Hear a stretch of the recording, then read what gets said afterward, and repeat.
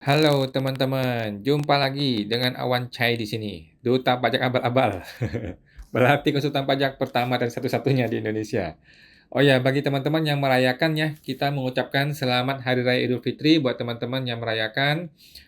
Minal aidin wal faizin, mohon maaf lahir dan batin ya teman-teman ya. Semoga teman-teman semuanya dimanapun selalu sukses dan bahagia selalu. Amin ya teman-teman ya. Oke, seperti biasa teman-teman, kita akan live Instagram ya, setiap hari Senin jam 8 malam, dan ada live TikTok di hari Selasa jam 8 malam juga teman-teman ya.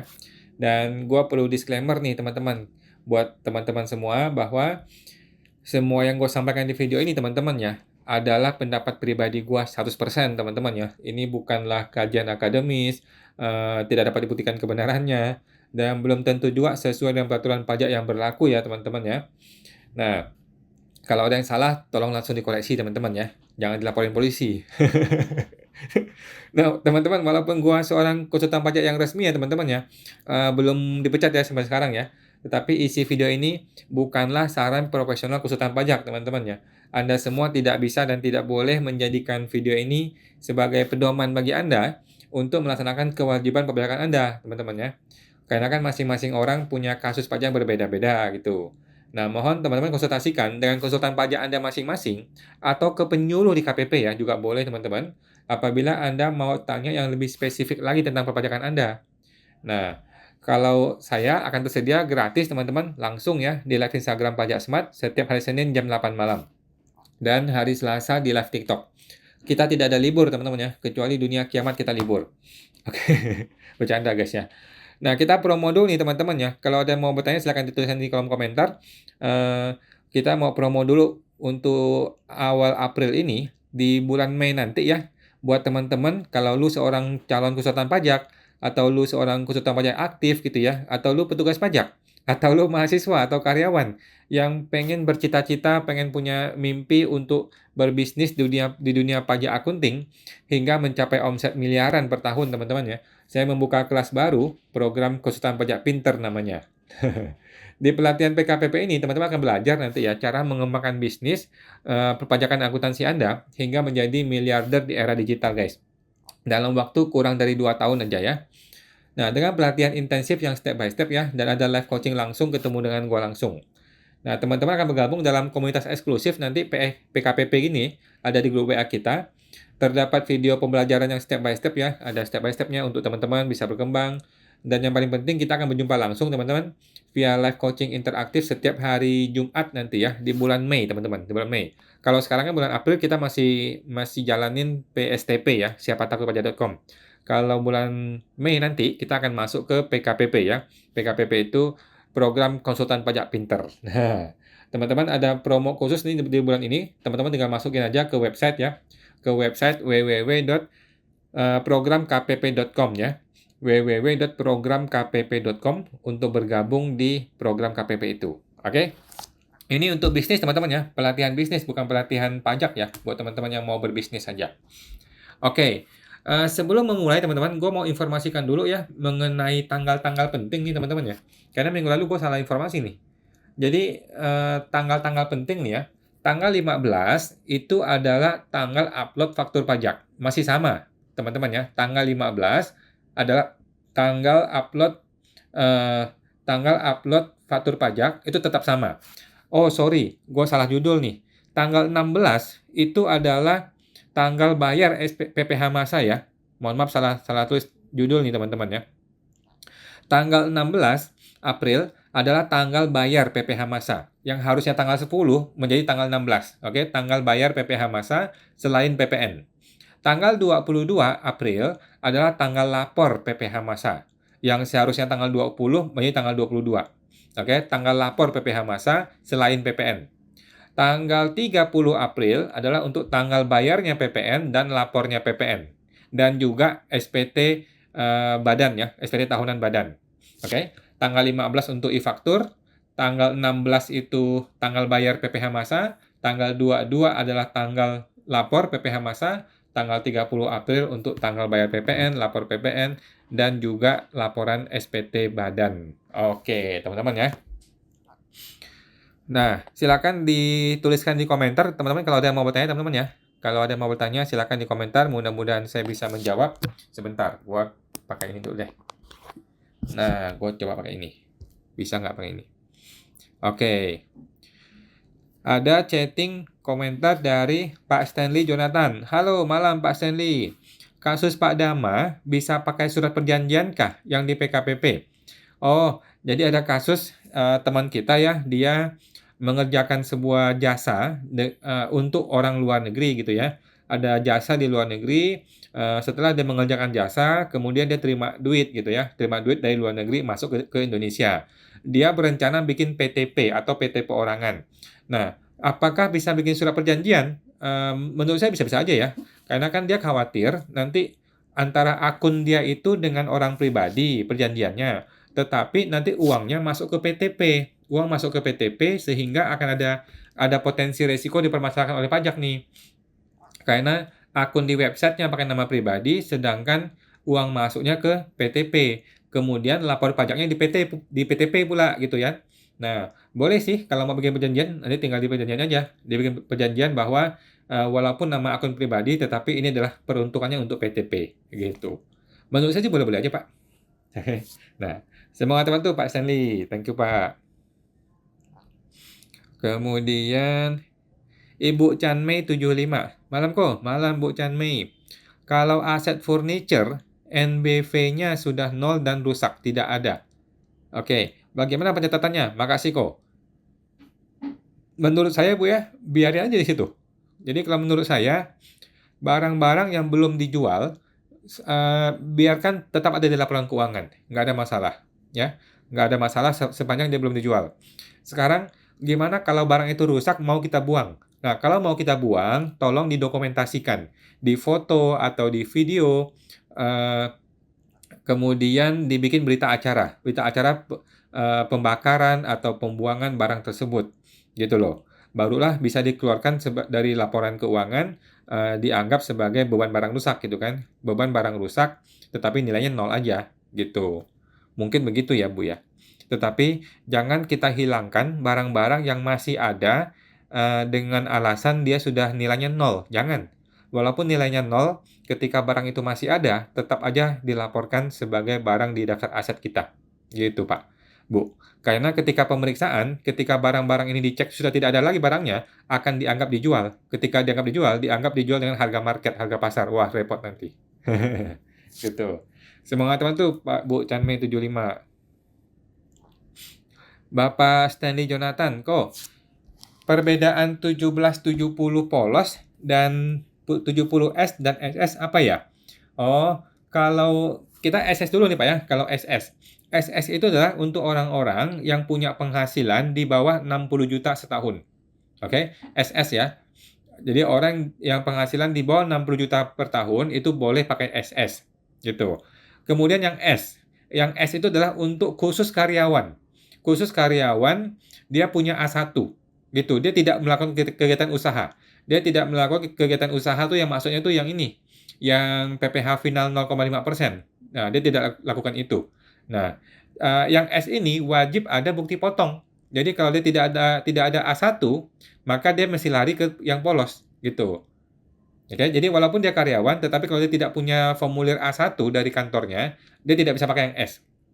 Kemudian yang polos. Kalau yang polos nih semua orang bisa pakai. Karyawan boleh, pengusaha boleh, ibu rumah tangga boleh, orang tidak bekerja boleh, penghasilan 60 boleh, di bawah 60 boleh, di atas 60 boleh. Yang 70 polos ini semua orang boleh pakai.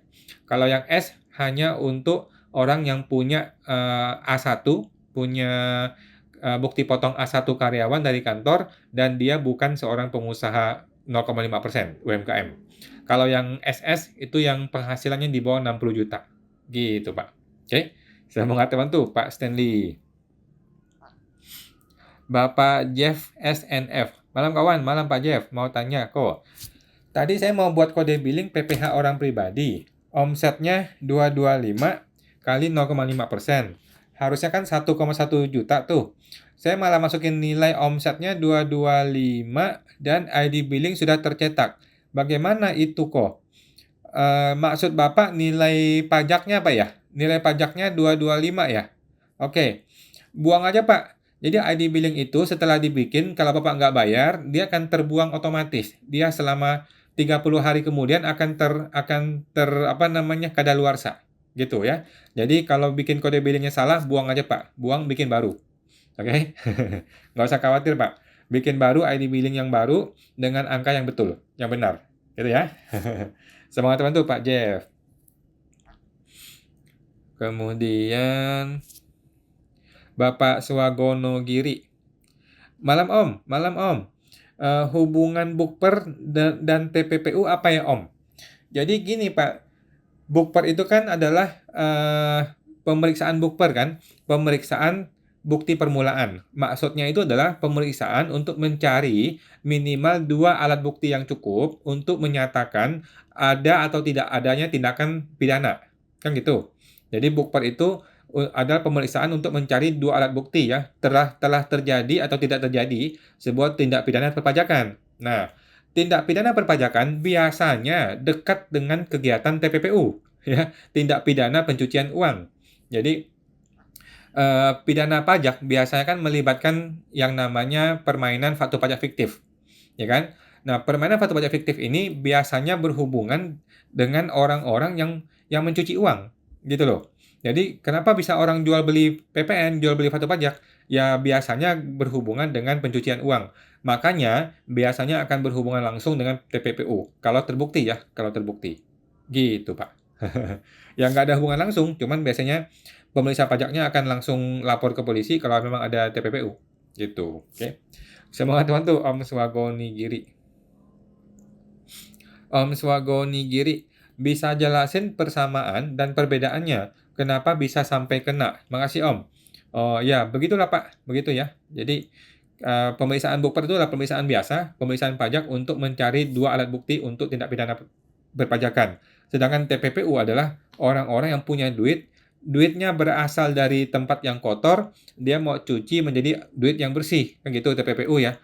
Nah, biasanya salah satu mekanismenya adalah dengan jual beli PPN pajak. Begitu deh. Semua teman tuh Om Swabonegiri. Oke, Bapak Wendy Taurus, kok boleh jelaskan tentang pemusatan KPP?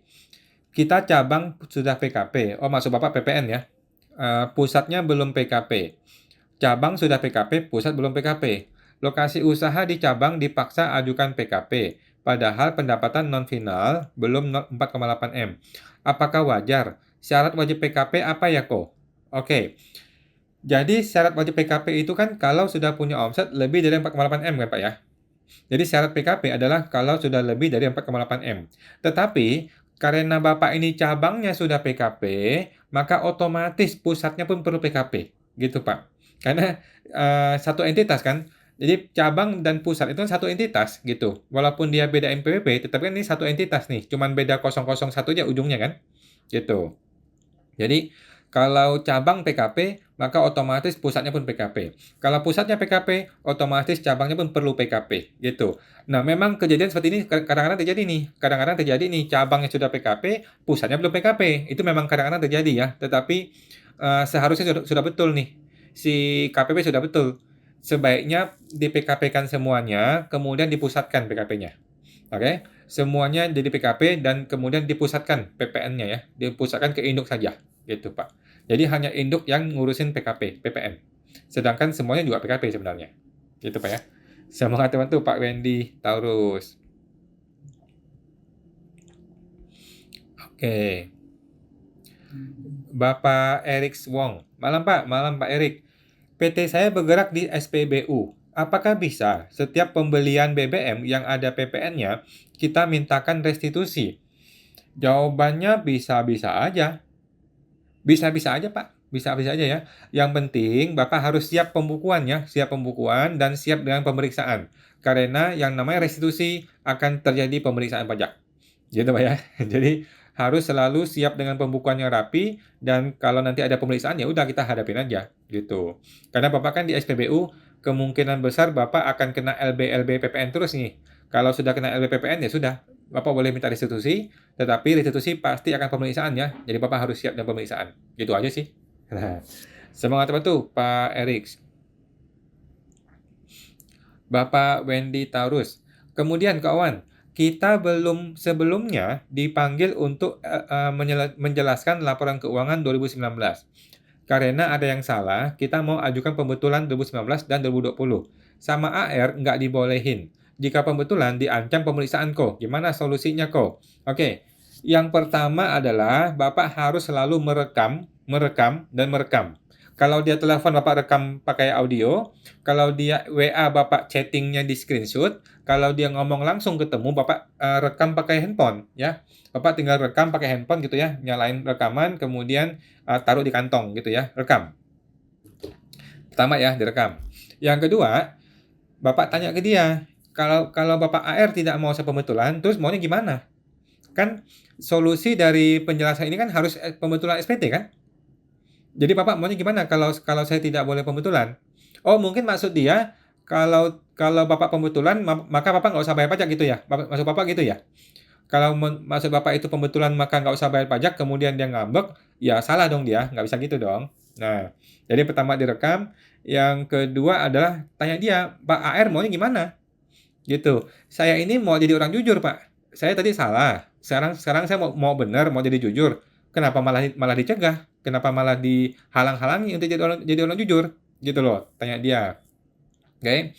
Kemudian kalau perdebatan tiada akhir, Bapak bertanya lagi, Bapak AR itu pakai dasar hukumnya apa sih? Gitu. Ngomong ke Pak AR, Bapak AR ini dasar hukumnya apa sih Pak? Bapak melakukan itu? Gitu. Saya mau tahu, undang-undang apa Bapak lakukan? Gitu loh. Kenapa Bapak minta penjelasan, saya mau pembetulan tuh nggak boleh. Itu undang-undang apa yang ngomong gitu? Gitu loh. Kalau emang ada undang-undangnya, saya patuh. Kalau nggak ada undang-undangnya, Bapak sewenang-wenang. Gitu loh. Nah, kasih tahu dia. Oke. Kalau masih begitu juga orangnya, masih oknum, Bapak ancam sekarang. Kalau Bapak mau periksa saya juga mau periksa Bapak. Jadi, Bapak mau periksa saya ini, oke, saya tunggu. Saya juga mau periksa Bapak. Nanti ya kita buka LHKPN-nya. Oke, kita buka LHKPN-nya, kita lihat laporan dari SP2DK-nya, kita minta laporan SP2DK-nya. Kalau laporannya salah atau nggak benar, kita gugat ke pengadilan. Gitu loh. Oke, jadi dia bisa periksa kita pun bisa periksa dia nanti. Gitu, Pak. Jadi intinya sih, menurut saya nggak ada masalah, Pak. Kalau Bapak memang sudah mentok ketemu dia, Bapak tembak aja, pembetulan selesai. Dia mau apa sekarang? Gitu loh. Bapak langsung submit aja besok. Bapak langsung submit pembetulan besok pagi atau lusa nih. Submit pembetulannya sudah. Kasih tahu dia, Pak, ini sudah pembetulan selesai. Silakan kasih kopinya. Bapak lihat aja kopiannya. Gitu. Tapi hati-hati ya Pak, tolong jangan sembarangan periksa orang ya. Kalau Bapak periksa saya juga bisa periksa Bapak ya. Gitu. Kalau LHKPN Bapak saya buka, bukan salah saya ya. Itu informasi publik ya. Gitu Pak. Semangat terbantu Pak Wendy Taurus. Bapak BM Wijaya 04. Pak, pajak kripto jelasnya gimana ya Pak? Oke, jadi kripto ya, cryptocurrency. Sepemahaman saya begini Pak ya, sepemahaman saya, kan saya nggak beli kripto nih. Contohnya nih, Bapak beli kripto nih, satu koin nih ya, Bapak beli kripto satu koin, harganya 1 miliar, contohnya nih ya, satu koin 1 miliar. Kemudian Bapak jual lagi bulan depan nih, menjadi 1,2 miliar. Berarti kan ada untung 200 juta tuh, ada untungnya. Nah, keuntungannya ini kena pajak progresif, PPh orang pribadi biasa, kalau Bapak jualnya itu di broker yang bukan dalam negeri, yang bukan terdaftar di Bapepti. Oke? Tetapi kalau Bapak jual di broker yang terdaftar di Bapepti, yang mana sudah ada potongan PPh dan PPN-nya 0,1% sudah dipotong, maka Bapak bisa langsung akui 1,2 M itu sebagai harta langsung, sudah tidak kena PPh tambahan lagi. Sudah kena PPh final 0,1%. Oke Pak ya. Jadi beli 1 M, jual 1,2 M, Bapak mesti jual di broker Indonesia seperti Indodax atau apa gitu ya. Nah, sehingga sudah kena PPh final 0,1%, sehingga sudah tidak ada pajak atas capital gain. Tetapi kalau Bapak jualnya di forum luar negeri atau di broker luar negeri, maka akan kena PPh capital gain, PPh atas capital gain yang nilainya PPh progresif. Oke? Begitu, Pak. Nah, sekarang bagaimana cara kita menilai kripto yang kita laporkan di dalam SPT tahunan kita? Oke? Menurut saya, yang betul adalah laporkan nilai perolehannya. Oke, laporkanlah kripto senilai nilai perolehan. Contoh, saya beli kripto 1 koin, 1 miliar. Tulis tuh di SPT, kripto tahun perolehan 2024 1 miliar. Nanti bulan depan saya beli lagi tuh kripto, barangnya sama nih kripto, tetapi sudah 1 miliar 100 juta 1 koin. Maka Bapak punya dua pilihan, tetap digabungkan di satu tempat yang sama, tetapi keterangannya dikasih keterangan bahwa ini kripto terdiri dari koin satu nilai sekian, koin 2 nilai sekian gitu ya. Nah, atau Bapak ganti barisnya. Jadi baris pertama ini, baris kedua ini supaya dipisahkan. Kenapa kita mesti memisahkan atau dikasih keterangan? Karena nanti ketika jual kita perlu tahu ini yang dijual barang yang mana. Kripto yang mana yang kita jual nih? Kalau kita jual 1,5 koin gitu ya, itu 1,5 koin tuh kripto yang nomor satu atau kripto nomor dua. Nah, itu yang kita mesti jelaskan ketika kita menjual. Supaya nanti akan terjadi ekualisasi dihubungkan dengan kenaikan hartanya. Gitu. Jadi intinya kripto itu sama persis dengan emas. Gitu. Prinsipnya sama dengan emas. Belinya berapa, jualnya berapa, cari selisihnya. Gitu. Jadi emas itu kan berapa gram gitu kan. Nah, ketika jual berapa gram, ketika beli berapa gram, kita mesti pisahkan, mesti hitung berapa profitnya kan. Nah, sama seperti itu kripto. Makanya agak ribet kripto nih, agak ribet. Tetapi ya memang begitulah, mesti kita hitung kalau emang mau rapi ya. Sedangkan ketika penjualan, yang penting kita jualnya itu di market dalam negeri, di broker dalam negeri, seperti Indodax gitu, maka itu sudah kena PPh final, sudah aman. Oke. Semangat teman tuh Pak Wijaya, Pak WM Wijaya. Oke, lanjut. Ibu Mariska Ika. Kok saya jual bisnis laundry saya. Nanti ke depannya lapor pajaknya gimana ya? Oh, bisnis laundry. Jadi ketika ibu jual itu kan ibu menjual aset kan sebenarnya kan. Jadi yang ibu jual kan bukan bisnis. Ya kita kita orang awam ngomong jual bisnis, tetapi kan secara pajak yang ibu jual adalah aset kan. Mesin-mesin cucinya, kemudian mesin pengeringnya, mungkin rukonya, mungkin apanya yang ibu jual kan. Jadi yang ibu jual adalah aset. Oke. Nah, jadi di SPT berikutnya ibu akan hilangkan aset tersebut. Di SPT tahunan berikutnya kan ibu buang tuh mesin cuci kan ibu keluarin tuh barang itu, kemudian masuk barang baru namanya rekening. Kan gitu. Kan dia transfer kan ketika dia beli kan. Nah, nanti ibu bandingkan uang masuk di rekening dibandingkan dengan pengurangan aset tersebut. Apakah lebih atau kurang? Kalau kurang berarti rugi, nggak ada pajaknya. Kalau untung, nanti ibu bayar pajak gitu. Tinggal bayar pajak pakai PPh progresif sih. Pakai PPh progresif ya. Nanti ibu laporkan di lampiran 1 halaman 2 yang paling bawah yang namanya keuntungan dari penjualan aset. Nah, keuntungan dari penjualan harta. Tinggal diisi deh berapa keuntungannya. Begitu, Bu. Oke. Jadi yang dijual adalah aset ya, bukan bisnis. Nah, tinggal hitung asetnya berapa, tinggal dihitung berapa keuntungannya. Oke. Semangat teman tuh Bu Mariska Ika. Ibu Febri Damayanti. Pak, biaya penyusutan dan biaya perlengkapan itu objek pajak juga? Kalau iya, perlu buat bukti potong yang mana? Jadi gini, Bu. Biaya penyusutan untuk mobil-mobil direksi itu menjadi biaya gaji. Gitu, Bu. Oke. Biaya penyusutan atas mobil-mobil direksi atau mobil pemegang saham atau mobil orang-orang yang gajinya di atas 100 juta itu akan menjadi biaya gaji. Oke. Biaya penyusutan menjadi biaya gaji, maka otomatis menjadi objek PPh 21. Kan gitu. Nah, sekarang perlengkapan. Perlengkapan itu bentuknya apa? Kalau perlengkapan itu bentuknya beli kertas, beli pulpen, beli yang kecil-kecil itu nggak ada masalah. Itu boleh jadi biaya seperti biasa. Oke. Tetapi kalau biaya perlengkapan itu menjadi contohnya biaya servis mobil atau biaya servis apa gitu ya, yang nanti arahnya adalah mobilnya direksi, maka lagi-lagi itu akan menjadi biaya gaji. Lagi-lagi menjadi komponen natura ya. Natura komponen dari biaya gaji, kemudian perlu potong PPh 21. Begitu sih. Oke. Jadi mesti cek lagi Bu, ini objeknya kemana. Semangat teman tuh Bu Febri Damayanti. Bapak Erwin Sia, kok mau tanya, kalau perusahaan ada berhubungan sama orang pribadi, jasa angkut, tapi orang pribadi omset belum 500 juta, gimana ya? Oke. Nah, jadi gini Pak, kalau orang pribadi itu punya surat keterangan PP 55, ya, kalau orang pribadi punya surat keterangan PP55, maka kita akan potong PPh 0,5% itu senilai Rp0, nggak usah potong. Kita bikin bukti potong, bikin nggak ya? Kayaknya kita nggak usah bikin. Oh, nggak usah bikin deh. Kita nggak usah bikin bukti potong, tetapi kita pegang fotokopi suketnya, suket PP55. Oh ya, dia mesti bikin ini. Orang pribadi itu mesti bikin surat pernyataan bahwa dia punya omset masih di bawah 500 juta. Gitu ya. Nah, sesuai dengan PMK 164. Nah, PMK 164 tahun 2023 itu, dia mesti print surat itu, dia isi surat pernyataannya, dia kasih ke kita, nah barulah kita tidak potong. Oke? Tetapi kalau orang pribadi itu tidak punya suket atau dia tidak punya surat pernyataan itu, kita tetap potong PPh 0,5% atau bahkan PPh 21. Gitu sih, Pak. Jasa angkut ya, jasa angkut mudah-mudahan bisa 0,5% sih. Lebih enak sih suruh dia suket aja deh. Suruh dia cetak suket, kemudian suruh dia bikin surat pernyataan omset di bawah 500 juta. Oke. Sambungan teman tuh Pak Erwin Sia. Bapak Ulalaulala 945. Kalau punya deposito di Singapura, misalnya 100.000 SGD.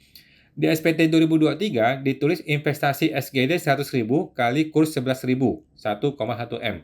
Kalau 2024 dapat bunga 5.000 SGD, gimana tulis di SPT 2024 asumsi kursnya jadi 12.000?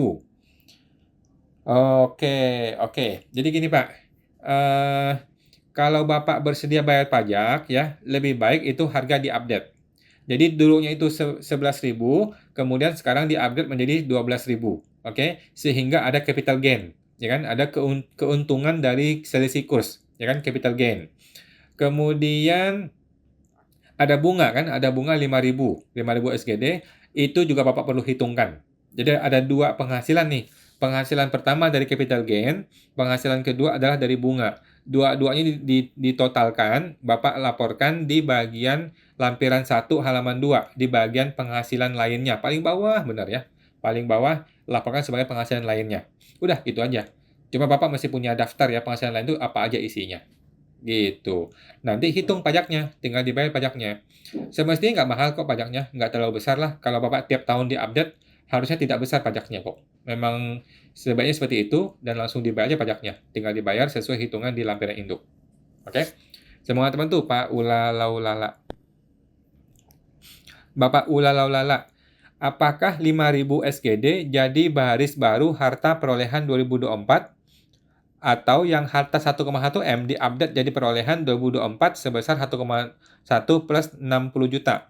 Yang kedua Pak, menurut saya, yang kedua. Jadi 1,1 M itu diupdate menjadi 1,2 berarti ya. 1,2 ditambah dengan bunga 60 juta. Gitu Pak. Oke. Jadi pakai kurs yang terbaru ditambah dengan bunga yang terbaru yang dia dapatkan. Itulah saldo di bagian harta yang Bapak laporkan. Nah, diimbangi dengan laporan penghasilan. Laporan penghasilan senilai selisih kursnya dan juga tambahan bunganya. Nah, kemudian hitung pajaknya di lampiran induk tinggal dibayar. Gitu, Pak. Semangat teman tuh Pak Ula Laulala. Bapak Ula Laulala. Asumsinya SGD belum ditukar jadi rupiah. Oke. Menurut saya Pak ya, kalau emang walaupun dia belum ditukar, lebih baik kita langsung gabung aja deh. Kita langsung gabung aja, langsung kita hitung aja. Nggak besar kok selisih kursnya kok, nggak besar selisihnya, paling di bawah PTKP ya. Kalaupun di atas PTKP juga nggak terlalu besar nilainya. Lebih baik kita laporkan apa adanya dengan kurs yang terbaru, sehingga kita bisa update tiap tahun, begitu. Karena kalau kita nggak ganti-ganti nih angkanya nih, kita bisa pakai kurs yang sudah lama sekali, sedangkan tahun berjalan terus nih, tahun terus berjalan, tiba-tiba nanti kita mau jual, sudah ada selisih kurs yang terlalu besar, terlalu tinggi, nanti malah kena pajak lebih tinggi. Gitu loh, Pak. Oke, semangat teman tuh Pak Laulala. Bapak Erick Wong, pemeriksaan PPN saja Pak, atau seluruh ya kalau restitusi? Suka-suka si KPP Pak. Jadi kadang-kadang itu kita minta restitusi PPN, diperiksa PPN doang. Kadang-kadang kita minta restitusi PPN, tapi diperiksa all tax juga mungkin. Bisa terjadi, gitu ya. Jadi itu suka-suka si KPP dan kita harus siap, gitu ya. Kita harus selalu siap. Kita sih berharapnya dia hanya periksa PPN doang, gitu kan. Tetapi kan namanya orang pajak, kalau dia melihat ada potensi ya dia hajar aja, digarap semua, begitu Pak. Jadi bebas Pak. Menurut saya sih lebih aman kalau seluruhnya kita ini ya, kita persiapkan. Jadi kita harus selalu siap kalau memang ada pemeriksaan semua, nggak ada masalah. Gitu, Pak. Semangat teman tuh, Pak Erick Wong. Bapak Stanley Jonathan 1. Kok, tahapan persidangan apakah begini? Masuk ke PN, PT, kasasi, MA, kemudian PK. Setuju, Pak ya. Ini persidangan sidang biasa, Pak ya. Ini sidang biasa. Kalau petun berbeda. Kalau petun itu kan pengadilan tun, kemudian PT tun, pengadilan tinggi tun, kemudian baru kasasi, baru ke PK.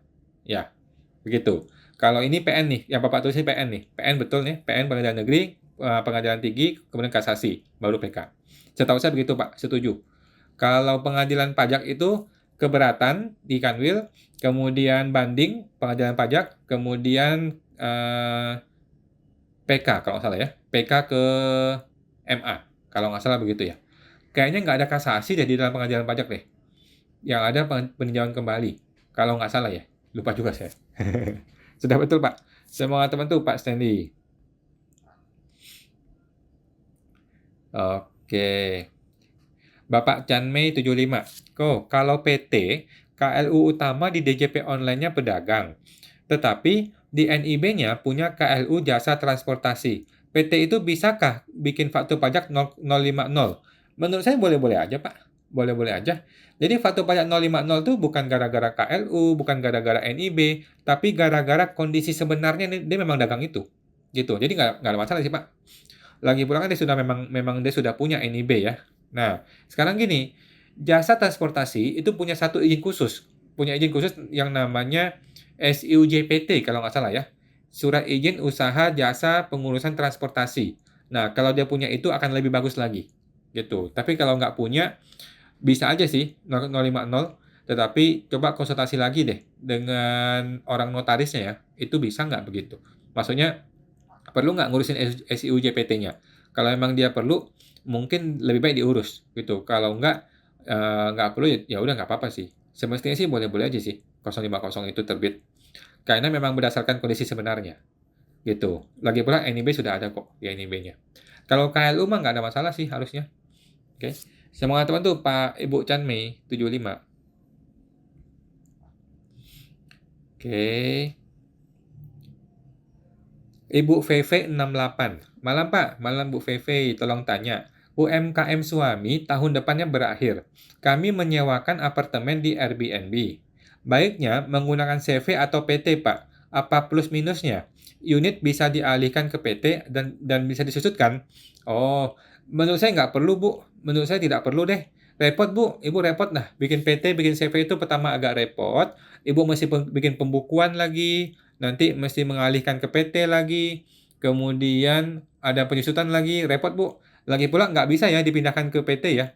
Jadi kan unit nama pribadi nih, Ibu nggak bisa pindahin ke PT. Agak susah.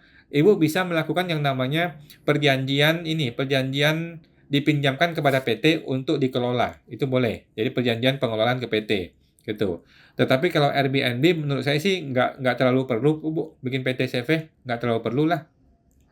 Bayar ini aja, bayar PPh progresif, kalau enggak bayar PPh sewa, gitu Bu. Bayar PPh sewa kan 10%, gitu. Mending bayar PPh sewa 10% daripada masih bikin pembukuan, bayar konsultan pajak, mahal lagi Bu, repot. Kan Airbnb kan sudah ada laporannya dari Airbnb-nya kan, sudah ada laporan khusus. Jadi mending pribadi aja, nanti bayar PPh sewa 10%, gitu. Atau PPh progresif, tinggal dilihat yang mana yang lebih menguntungkan. Daripada bikin PT agak repot Bu. Kalau hanya untuk ngurusin beginian, nggak perlu bikin PT. Menurut saya sih ya. Oke. Semangat teman tuh Bu VV. Ibu Mary Su. Selamat malam kawan, sehat selalu. Malam Bu Mary, sehat selalu. Buat teman-teman yang merayakan selamat Hari Raya Idul Fitri. Minal aidin wal faizin. Mohon maaf lahir dan batin. Bapak Erwin Sia. Nggak bisa potong 0,5% kok. Dia pribadi, kan masih PPh 21. Jadi 2,5% bukan kok. Bisa sih. Tadi mengenai apa Pak ya? Lupa saya. Kalau orang pribadi memang bisa pakai 2,5% PPh 21. Itu bisa dipakai. Ya. Kecuali dia punya suket ya. Kalau dia punya surat keterangan PP 55, maka kita potongnya itu 0,5% PPh final. Gitu. Kalau dia pegang surat keterangan PP 55. Oke. Semangat teman tuh Pak Erwin Syah. Bapak Gue Yong. Malam kok, malam Pak Yong.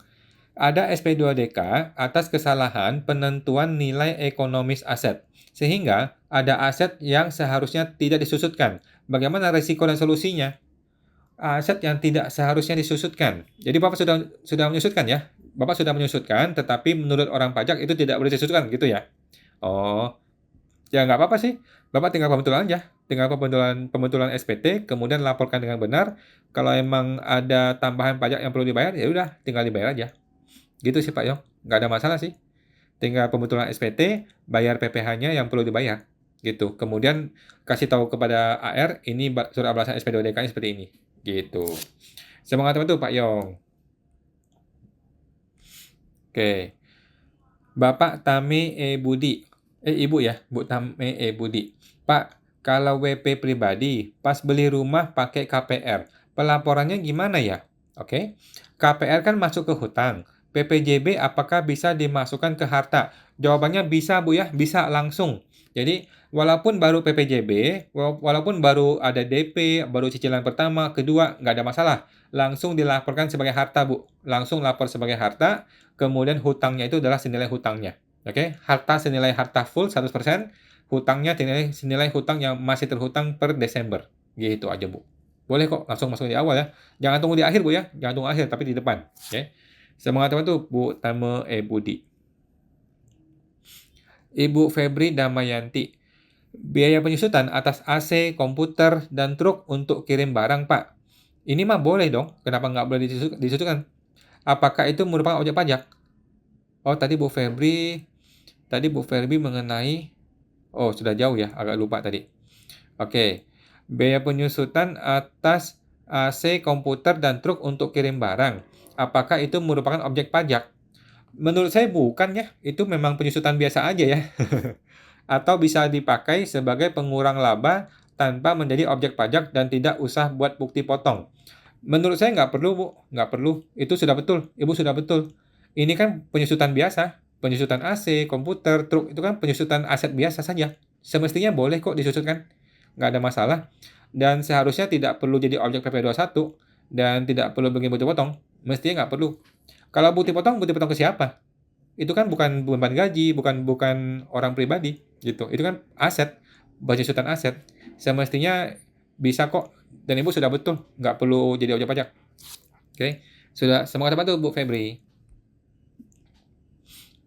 Ibu Gitawati, kok chat saya terlewat ya? Oh, mohon maaf Bu, mohon maaf, boleh ketik lagi? Tadi sih harusnya nggak kelewat ya. Penghasilan anak boleh masuk ke MPWP ortu nggak? Karena anak belum ada MPWP, sedangkan orang tua tiap tahun cuma lapor aset di SPT. Oh, bisa kok Bu, boleh, boleh. Kalau memang mau begitu ya. Kalau penghasilan anak lapor ke ortu, maka otomatis kalau dia punya bukti potong juga lapor ke ortu, Bu ya. Dan kemudian kalau dia punya rekening juga lapor di SPT ortu, gitu ya. Jadi kalau penghasilan yang kita laporkan di sini, maka otomatis harta dia pun kita laporkan di sini juga. Gitu, Bu. Jadi biar sekalian semuanya, nanti ketika dia sudah bikin NPWP, nah barulah dikembalikan sebagai hibah. Gitu, Bu. Oke. Semoga teman tuh Bu Gitawati. Bapak Eri Yang, apakah pajak UMKM untuk WP pribadi di tahun ini masih bisa 0,5%? Apakah pajak UMKM untuk WP pribadi di tahun ini masih bisa 0,5%? Masih bisa, Bu, Pak. Masih bisa sampai bulan Desember ya. Desember 2024 ya. Tahun ini terakhir sampai Desember bisa pakai 0,5%. Oke. Semangat teman tuh Pak Eri.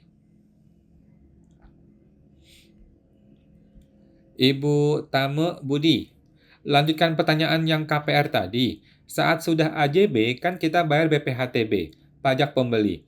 Itu dimasukin ke pelaporan SPT kah? Makasih banyak ya. Nggak perlu, Bu ya, nggak perlu. Yang namanya pihak pembeli tidak perlu melaporkan BPHTB, karena tidak ada kolomnya. Ya. Jadi, pajak itu hanya mau tahu penghasilan, tidak mau tahu pengeluaran. Jadi, tidak perlu, memang tidak ada kolom untuk melaporkan yang namanya BPHTB. Tetapi kalau Ibu jual, ada tuh kolomnya ya, kolom PPHTB namanya, PPH atas pengalihan tanah bangunan, gitu. Kalau beli nggak usah, gitu. Tinggal rekeningnya berkurang, kemudian masuk harta baru berupa barang tersebut. Dan kemudian dilaporkan juga hutangnya ya, jangan lupa. Oke. Semangat teman-teman Pak Ibu Tama Budi.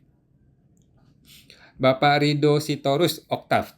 Pak, kalau saya beli rumah, KPR harganya 4,6 miliar, tetapi baru bayar 500 juta. Maka yang ditulis sebagai harta itu 4,6 M atau 500 juta. Jawabannya adalah 4,6 M, Pak ya.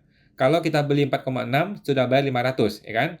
Nah, yang kita laporkan di bagian harta adalah 4,6. Kemudian lapor di bagian hutang. Di bagian hutang Bapak lapor 4,1. Itu Pak ya. Di harta 4,6 M, di hutangnya 4,1 M. Sehingga netnya itu adalah yang kita bayar. Netnya itu adalah 500 juta, adalah nilai yang kita bayarkan kepada pajak. Betul Pak ya? Semua teman tuh Pak Rido Sitorus Oktav. Oke, belum ada pertanyaan lagi? Silakan teman-teman, kalau ada pertanyaan silakan dituliskan ya. Ini mungkin agak sepi pada liburan nih teman-teman ya.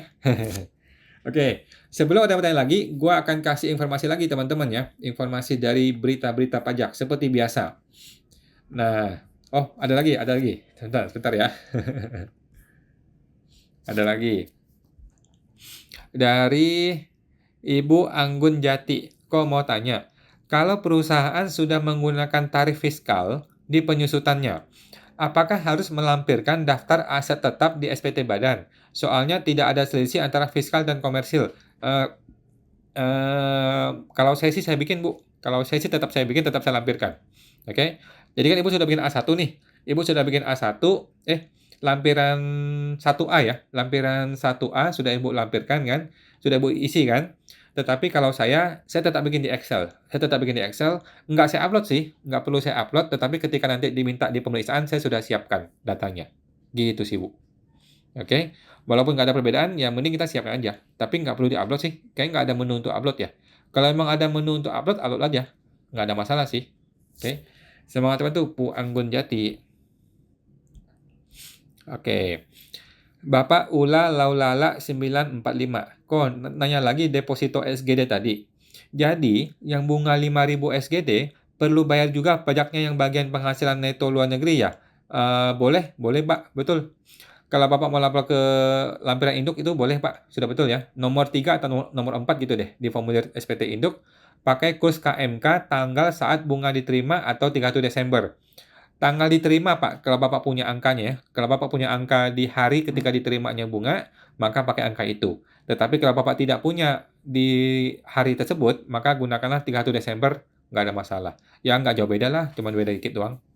Gitu Bu ya. Memang perlu dilapor di situ boleh. Semangat teman tuh Pak Ulala 945. Ibu Chanmei 75. Kok ada penjualan tanah, tetapi notaris bayar SSP-nya pakai NPWP 000, hanya 3 digit KPP di notaris. Memang gitu kayaknya deh. Ini bisa dipakai oleh si pemilik tanah dan dilaporkan di SPT sebagai penjualan aset, tapi NPWP-nya beda. Oke. Memang gitu deh Bu kayaknya deh. Bisa kok, bisa. Kayaknya memang begitu. Seharusnya semestinya MPP kita. Cuman kemungkinan ini tanahnya itu tuh masih nama orang lama lah atau masih bukan nama kita gitu loh kayaknya. Sehingga dia tidak bisa pakai MPP kita. Maka dia pakai MPP 00, kemudian KPP-nya doang yang diisi digitnya. Seperti sih memang gitu. Boleh kok itu boleh. Tetap boleh kita laporkan kok, nggak ada masalah. Ya, Bu. Yang penting kan kita pegang bukti bayar kan. Bukti bayar kita pegang aslinya. Oke. Semangat teman tuh Bu Chan Mei 75. Bapak Wendy Taurus, kok syarat lapor SPT tahunan PT perorangan apa aja kok? Belum PKP bidang usaha furniture. Setahu saya sama aja Pak dengan CV dengan PT biasa juga sama ya. PTP itu harus menyiapkan neracanya ada, laba ruginya ada, kemudian buku besarnya ada, kemudian daftar penyusutan seperti biasa. Gitu sih Pak. Sama aja seperti biasa. Neraca, laba rugi, kemudian buku besar, daftar penyusutan. Gitu aja sih. Oke. Kalau emang ada pajak tinggal dibayar pajaknya. Ya itu Pak. Semangat teman tuh Pak Wendy Tarus.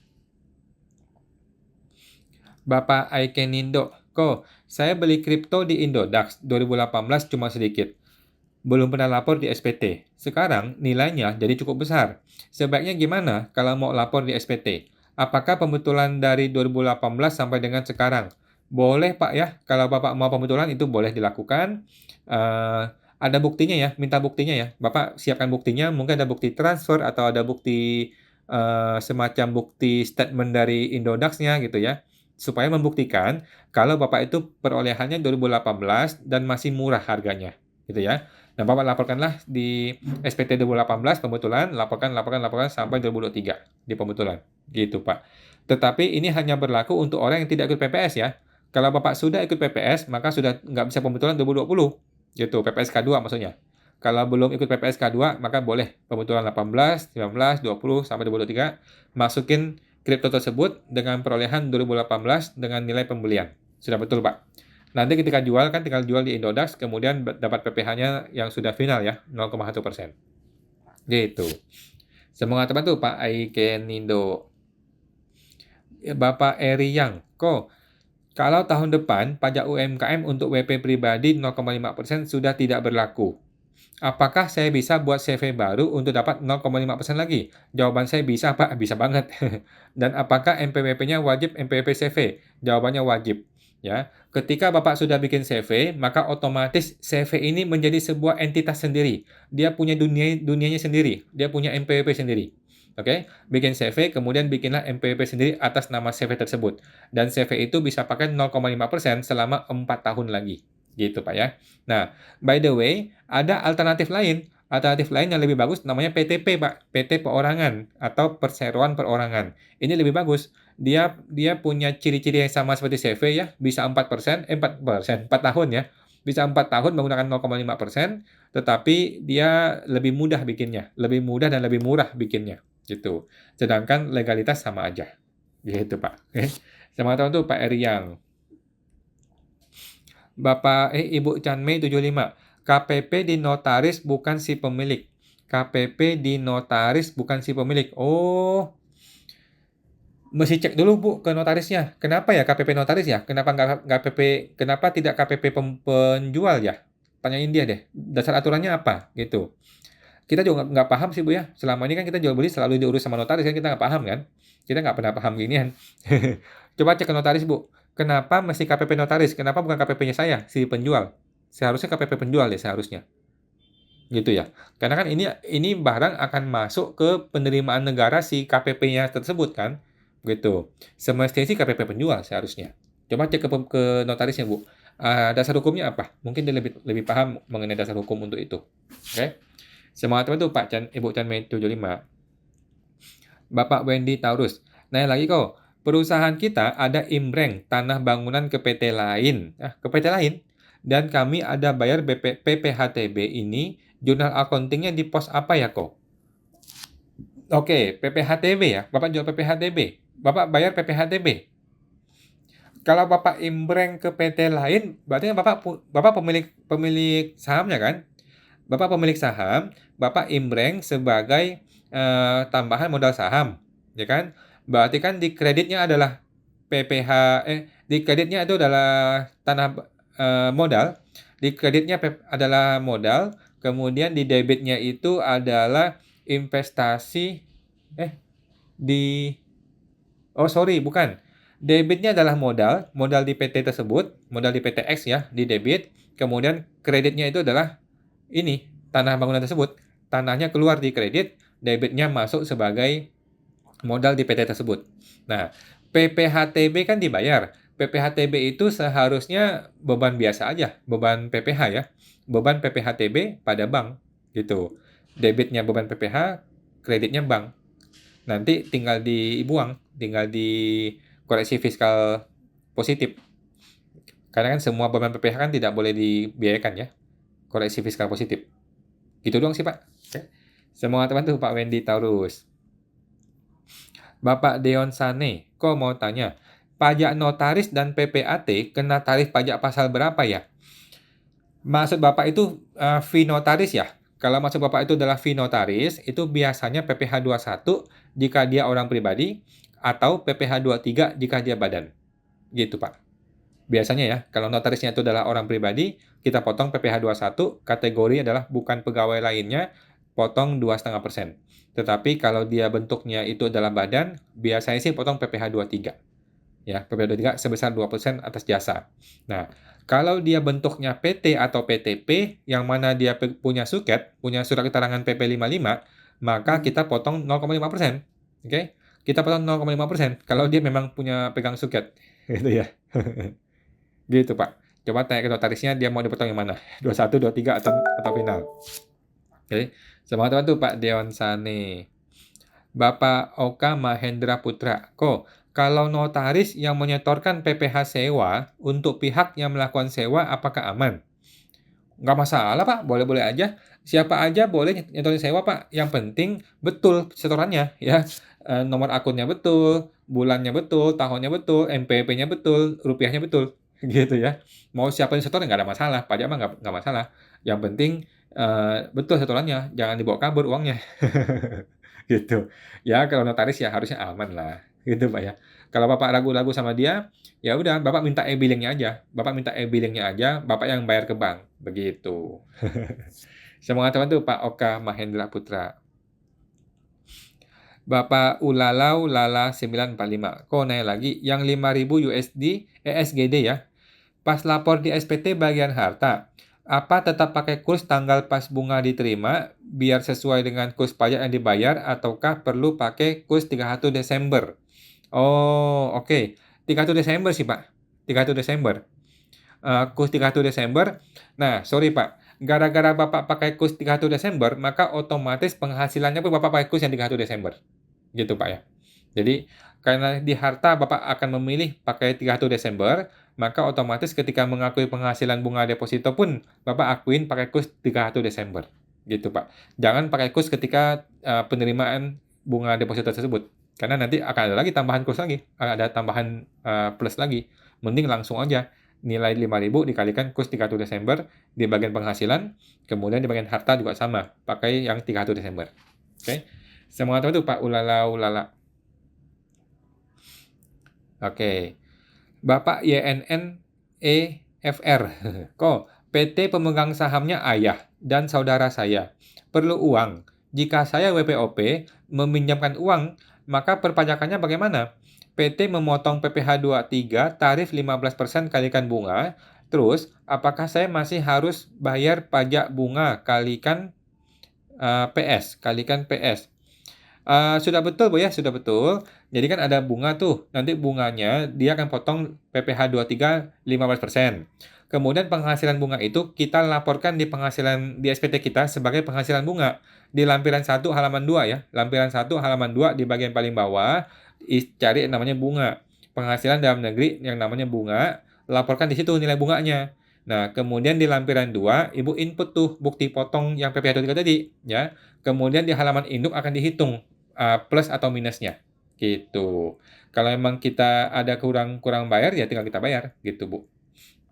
Oke, jadi Ibu tetap menggunakan PPh progresif ya. Jadi tetap pakai PPh progresif, nah cuman bukti potong dari si PT itu bisa kita kurangkan nanti sebagai kredit pajak di lampiran 2. Gitu, Bu. Seperti biasa aja. Semangat teman tuh, Bu YNNEFR. Bapak Barakuda Sport. Izin tanya, kalau pribadi ketahuan punya harta dan ditetapkan DJP, kita hutang pajak. Katakan contoh hutang pajaknya 1 miliar, harus bayar dan kalah di pengadilan. Itu bisa nggak sanksi uang 1M dipakai bayar rumah 1M? Sanksi uang 1M dibayar pakai rumah 1M. Oke. Jadi gini, maksud Bapak kan penagihan ya. Jadi ketika orang pajak menagih ke kita, mereka itu punya prioritas namanya. Oke. Yang pertama yang dia prioritaskan adalah uang dulu, uang liquid yang ada di rumah kita. Gitu. Kalau dia nggak bisa dapat, dia akan lari ke prioritas yang kedua, yaitu uang di rekening. Oke. Jadi dia blokir dulu rekening kita. Dia blokir rekening kita dulu nih. Kalau rekening sudah nggak ada yang bisa diblokir, semua sudah nggak ada, atau Bapak sudah ambil uangnya, dia masuk ke yang ketiga nih. Yang ketiga itu adalah barang-barang yang bisa dia ambil, yang bisa digerakkan. Contohnya mobil, motor, barang antik, komputer itu masih bisa. Kalau ini pun sudah habis, barulah dia ambil barang-barang yang tidak bergerak seperti rumah atau ruko. Begitu, Pak. Jadi mereka sudah punya prioritas gitu ya. Yang lebih mudah diambil dulu yang akan dia kejar. Oke? Nah, tetapi kalau Bapak berniat baik, Bapak boleh ngomong kepada kepada si jurusita ya. Bapak boleh ngomong kepada jurusita, "Pak jurusita, saya punya rumah nih, ini sertifikatnya, saya bayar pakai ini boleh nggak?" Gitu, ngomong ke dia, gitu. Seharusnya kalau nilai ini sama atau lebih tinggi, mungkin dia mau terima, gitu Pak. Mungkin dia bisa terima, gitu ya. Coba diomongkan. Tetapi secara undang-undang pajak, mereka pasti mengambil yang lebih liquid dulu, yang lebih cair dulu yang diambil, gitu Pak. Tapi kalau Bapak mau, Bapak boleh ngomong ke dia. Bicarakan baik-baik, saya maunya bayar pakai sertifikat ini, kasih tahu dia. Oke. Semangat teman tuh Pak Barakuda Sport. Bapak Oka Mahendra Putra. Maaf, mau tanya satu lagi kok. Ada notaris yang bisa terbitin e-billing atas PPh penjual. Padahal si notaris tidak punya akun DJP kita. Bagaimana dia caranya bikin e-billingnya? Oke, sekarang sudah nggak bisa Pak. Jadi dulu itu kalau nggak salah mungkin bulan lalu ya, bulan lalu sampai bulan lalu masih bisa tuh kita bikin e-billing pakai nama orang lain gitu loh. Jadi si notaris itu bikin e-billing pakai nama nama kita, itu bisa, gitu. Kemudian bulan lalu udah nggak bisa deh setahu gue. Setahu saya udah nggak bisa lagi sekarang, Pak.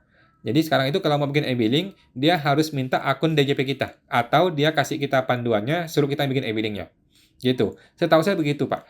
Nah, atau cara lainnya, mungkin AR-nya yang bantuin. Orang pajak bisa tuh. Kalau orang pajak bisa tuh bikin e-billing untuk nama kita. Gitu ya. Jadi mungkin dia pakai bantuin AR, dibantuin AR-nya gitu. Kalau nggak sih sekarang udah nggak bisa sih.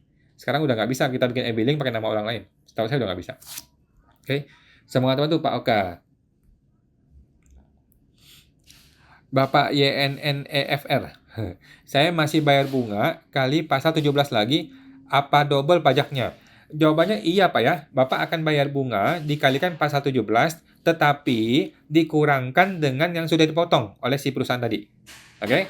Jadi Bapak bunganya itu akan dikalikan dengan tarif pasal 17, berapa nilai ini dikurangin dulu dengan yang sudah dipotong. Nah, kalau dia motong malah lebih besar, maka terjadilah LB, lebih bayar gitu. Tetapi kalau dia potong itu lebih kecil, maka akan ada kurang bayar. Bapak yang bayar sekarang. Gitu. Nggak masalah sih. Oke. Sama teman tuh Pak YNNEFR. Tidak double tax ya. Tidak double tax. Hanya mekanisme pengurangan aja. Ibu Anggreni Tasya. Kok tanya.